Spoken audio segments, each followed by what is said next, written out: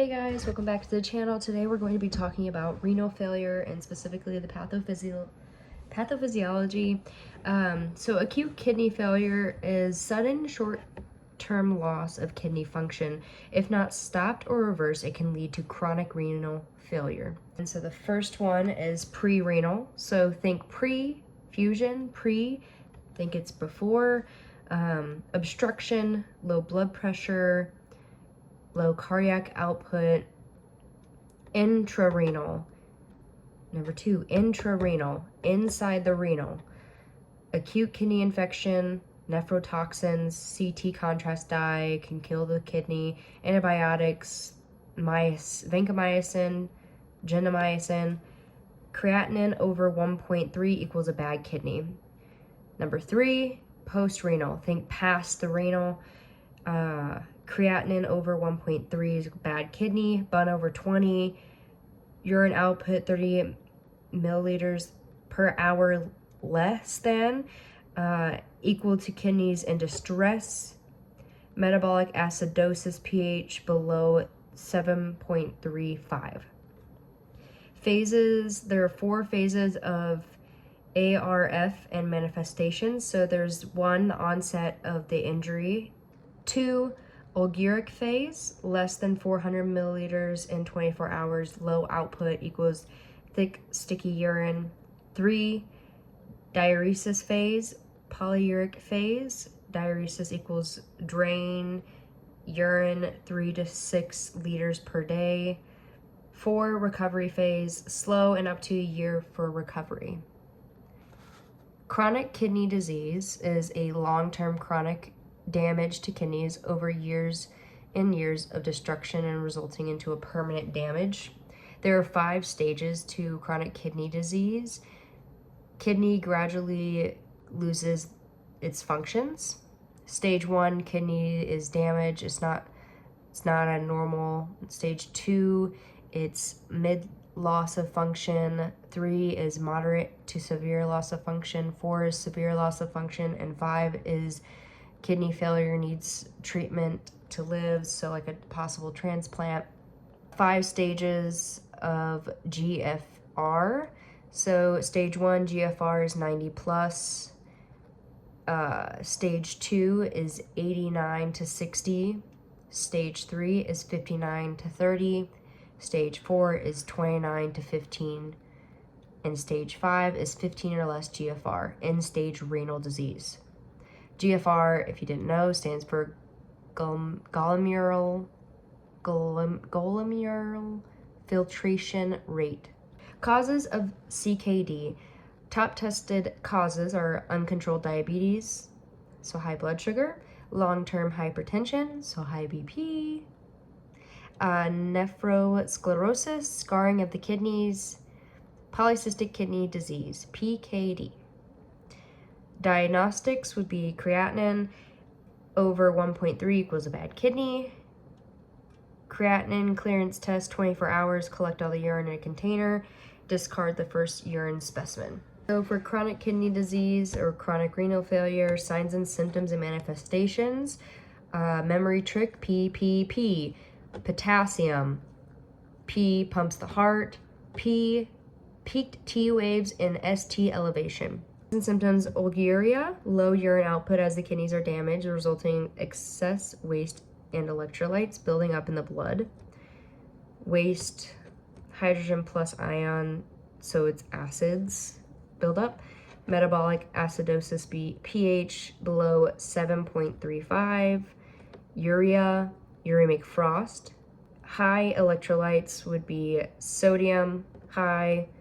A normal is between 135 to 145, so anything above 145. Phosphorus would be high, so a normal is 3.0 to 4.5, so anything above 4.5. Potassium, high. A normal is 3.5 to 5, so anything above 5.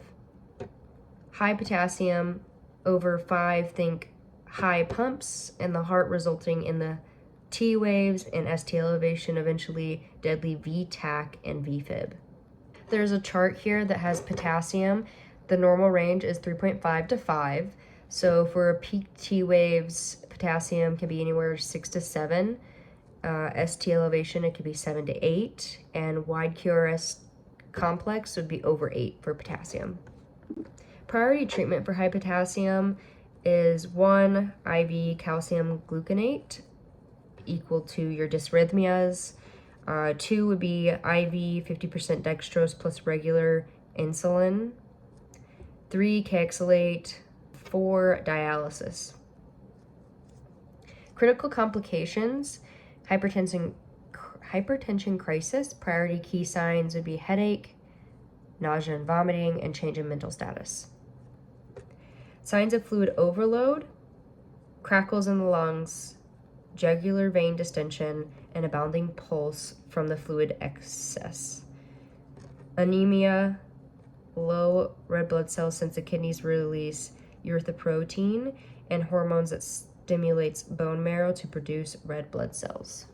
Nursing interventions, daily weighing, 1 kilogram equals 1 liter of fluid, so monitoring any type of fluid gain. Avoid the top drugs that cause kidney failure, NSAIDs, milk of magnesia antacids, antibiotics, vancomycin and gentamicin, CT contrast dye, no sodium, no canned packaged foods because they're high in sodium, no processed meats, high in sodium, no potassium.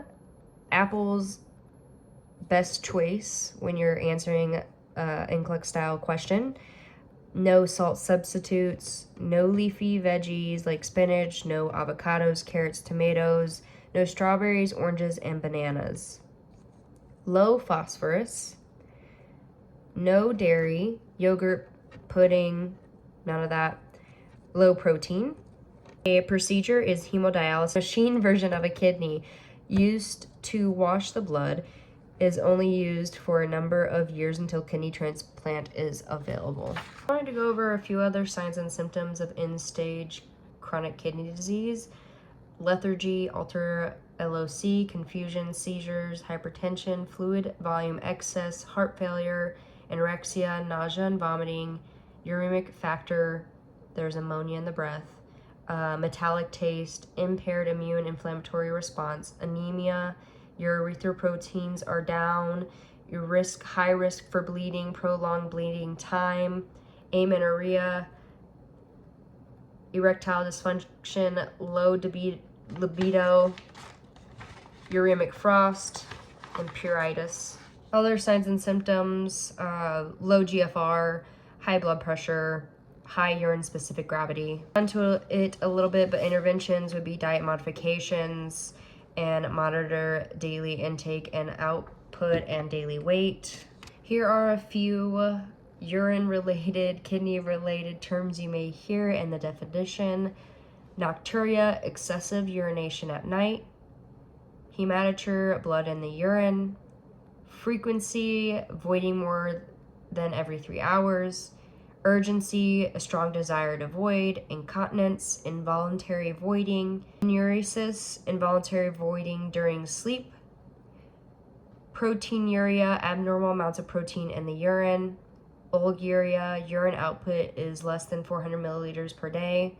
Anuria is urine output less than 50 milliliters per day. And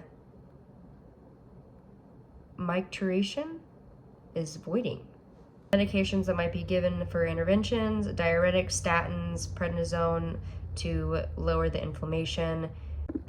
Alright guys, that is the end of the video. I hope you enjoyed this renal failure crash course, and I hope to see you in the next one. Bye!